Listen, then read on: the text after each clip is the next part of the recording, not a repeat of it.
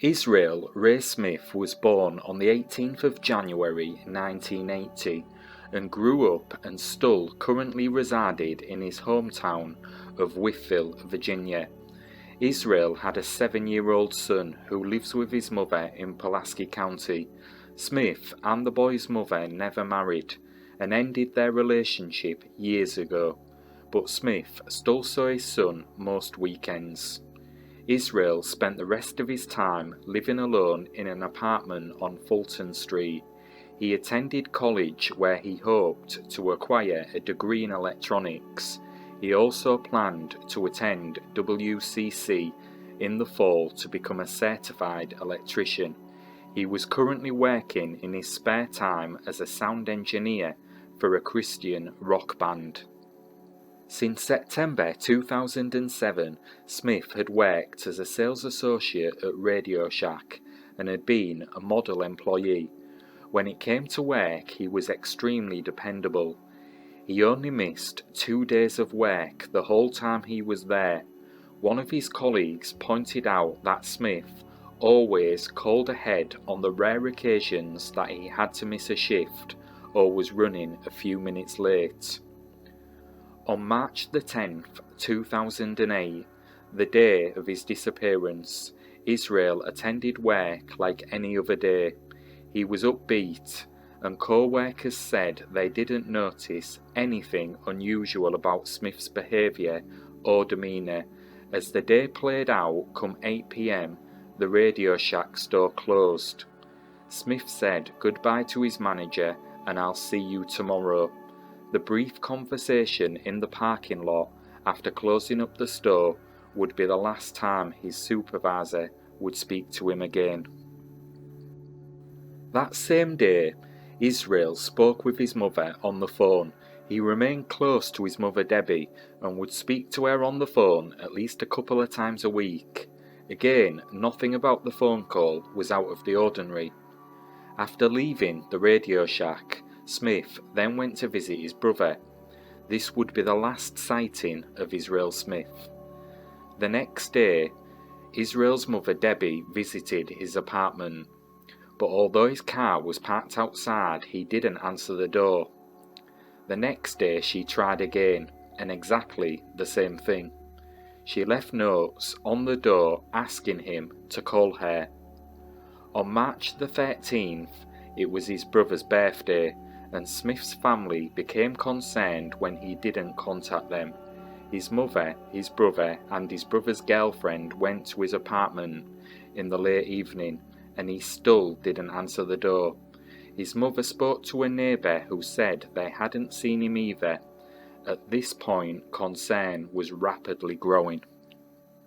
A day later, Smith's mother went to his apartment again and noticed his vehicle, a green 1992 Ford Explorer, had not been moved from its spot next to the building. She tried the SUV's doors and they were unlocked. Inside the car was a basket of clean laundry. She tried his apartment door and it was also unlocked, but her son wasn't home. Smith's mother called the police and was surprised to learn that they'd been to his apartment earlier that day on a welfare check. It seems his colleagues at the Radio Shack were also concerned about his whereabouts, as they had also contacted law enforcement.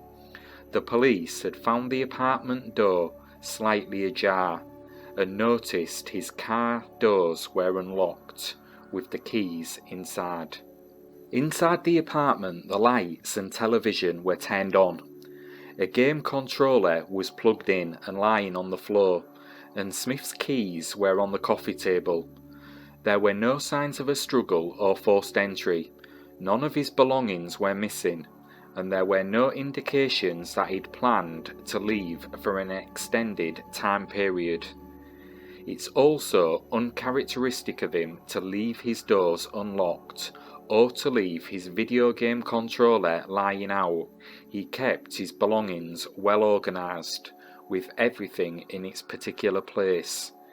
Captain Rick Arnold of the Wytheville Police Department said during a phone interview shortly after his disappearance that his agency has been frustrated in its efforts to locate Israel Smith. Since the department began an investigation on March the 23rd, nothing is turning up right now, Arnold said.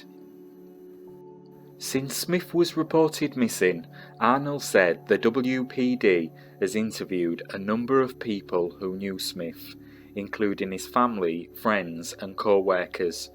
The captain added that the department is continuing to pursue leads but couldn't comment on the details of the ongoing investigation. His mother said she and her family have been putting up flyers in the area asking people to call if they have any information regarding his whereabouts, and have personally contacted a number of his friends, dating back even to his elementary school years. Phone records show Smith's cell phone hasn't been used since his disappearance, and all of her calls to the device have gone to his voicemail or have been met with an error message saying that the voicemail isn't available. She also said she provided the police with contacts from his MySpace page that she suspected might have spoken with him in the days leading up to his disappearance, but hasn't heard any updates from the police regarding their ability to follow up on those leads. His MySpace page was last logged into on March the 10th, the last day he was seen. As day after day passes without word from her son, his mother said it gets harder and harder to remain hopeful. Police stated there's no hard evidence of foul play in Smith's disappearance, but they don't believe he left of his own accord. His mother said he would never have left without warning or abandoned his son, and she fears he has come to harm. His case remains unsolved.